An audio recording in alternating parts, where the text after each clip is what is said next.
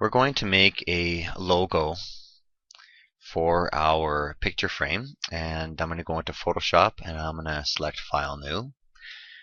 The size that I'm going to create it is going to be 4:1, resolution 150. I'm going to type in photography logo, and I want to make sure that my background contents are transparent. That's really important so that the graphic doesn't have white around it, a white box around it. So it'll be transparent, so I'm going to go OK. So it's transparent because of these gray and white checkers. You have a lot of freedom to what you want to do for your graphic. For my photography logo, I'm going to grab my tools, and I'm going to create three rectangles. So I'm going to make a new layer. So I'll make a new layer here, and I'll name that one rectangles. Or actually, I'm probably going to be more like squares. If I press Shift when I create, I'll get that shape. Now let's see. At this point, I think I want to actually fill it with white. The color's not really going to matter, but I'm going to select my fill bucket. I'm going to go to my colors. I'll make sure I select the foreground color for white. And now I'm going to duplicate that by pressing Control Alt and Shift. Control Alt Shift allows me to duplicate. Control Alt Shift allows me to duplicate again. I'm guessing for the space here.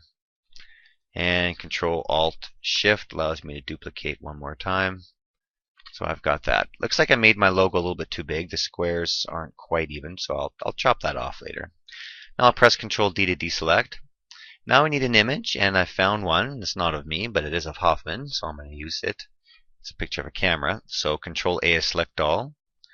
You know what? Before I do that, I think I want to image, adjust. I want to black and white it. So I'm going to go convert to black and white. Look at my settings here. Yeah, I kind of like that. I'll play with the reds, the yellows a little bit. We'll get something like that. That's cool.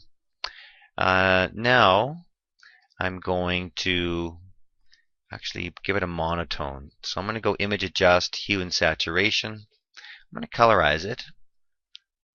Purple, let's see. Let's give it a monotone. I kind of like a bluish color, so I'll go with that. And I'll press OK. That's more of a cyan color. So once I've finished editing the photo, Control A is select all, Control C is to copy. Now in my photography logo, I need to select all of these rectangles. So I'll press Control, click on my rectangles, and I'll go Edit, Paste Special, and Paste Into. So I'm going to paste into the 4 squares. And now I'm going to have to readjust this. I'm moving it around. And oh, that's kind of fun. Oh, I like that. I'm not sure if I even want to resize that. If I do, I go Edit, Free Transform. And I might have to zoom out here to in the bottom left-hand corner to about 50%. And oh, I want to zoom out a bit more even from there. So maybe let's go 20%. And I'll just resize. If I press Shift, I can grab a corner handle,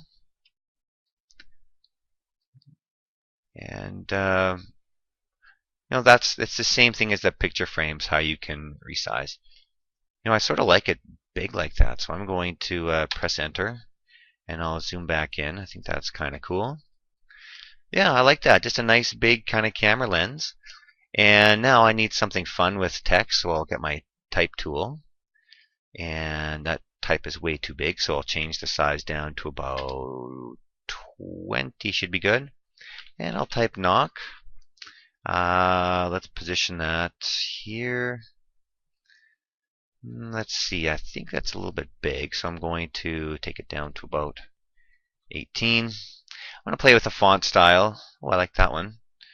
Pristina should be fine, so we'll go knock.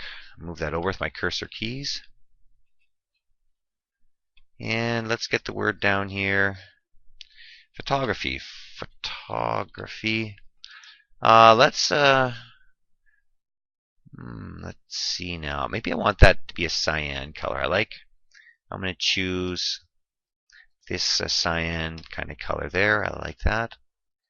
So we got knock photography. I think I want the word photography a little bit smaller, so I'm going to select that. Maybe I'll take that down to about size 12.